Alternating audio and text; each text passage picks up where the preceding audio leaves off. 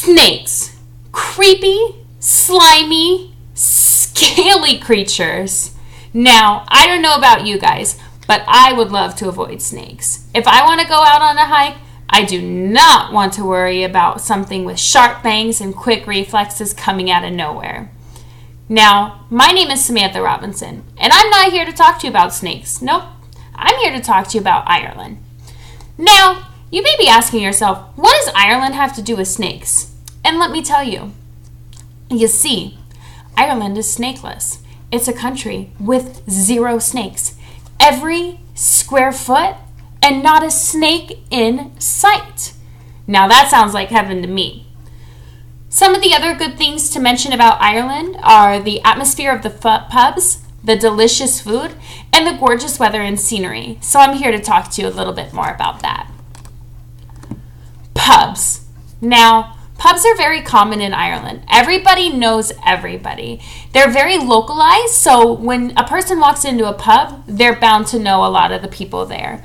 Neighbors, friends. It's a great homey place with a warm feeling for you to catch up with the people that you care about. Now, comparing that to a U.S. bar where people usually don't know each other when they walk into a bar. I mean, I personally never have ever experienced a situation where I've walked into a bar and not seen more than the people that I was intending on meeting there. But that's not how it is with pubs. Pubs are definitely more friendly and everybody's just there to have a good time.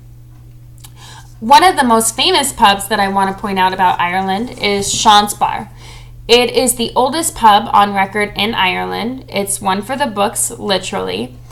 And it was dated back to being created around 900 AD.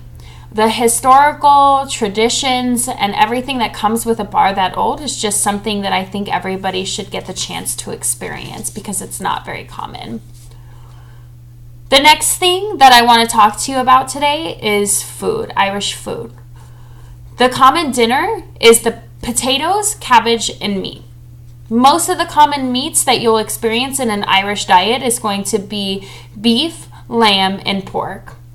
Also, because there is a coastline, there's seafood, salmon, and chowder, some of my favorite.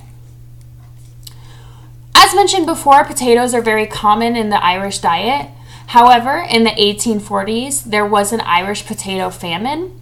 And basically what happened, according to USA Today, is the potato crop was wiped out completely, almost completely, by a disease that killed the plant.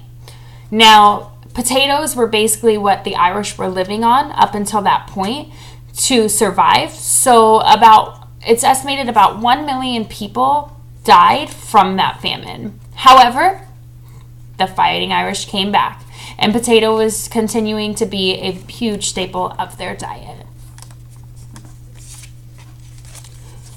The next thing I want to talk to you about with Ireland is the weather. The average temperature year-round is about 50 degrees Fahrenheit, and the summer average is about 64 to 68 degrees Fahrenheit.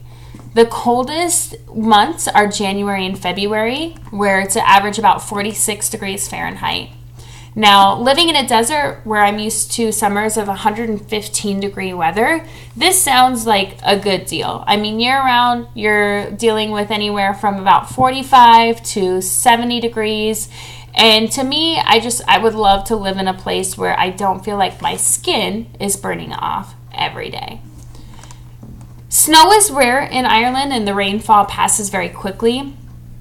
The scenery is very green. There's a coastline with hills and cliffs and canals and rivers. It's like nothing I've ever seen in a desert. I compare it to where I'm from, which is Oregon, with a lot of green, and that's just not something I'm used to, so I would love to experience it firsthand in person. So, you see, Ireland isn't just about the shamrocks and the leprechauns chasing a pot of gold. Ireland is a country that has a lot to offer anybody who visits or lives there. I've just mentioned a few of the many fascinating things about this country. While there's so much more to experience in this wonderful historical country, remember that the food is divine, the pubs are homey and warm, the weather is gorgeous, and the view is breathtaking. So next time March 17th rolls around and you're wearing your green for St. Patrick's Day so nobody pinches you, I hope that you'll also remember some of the things that I've talked to you about today. These things make Ireland a country that I'm very proud to have my ancestors coming from. Thank you for all your time and your open ears, and I apologize for if in the beginning I apologized to any of you snake lovers if I offended you. I'm sorry. Have a good day, guys. Bye.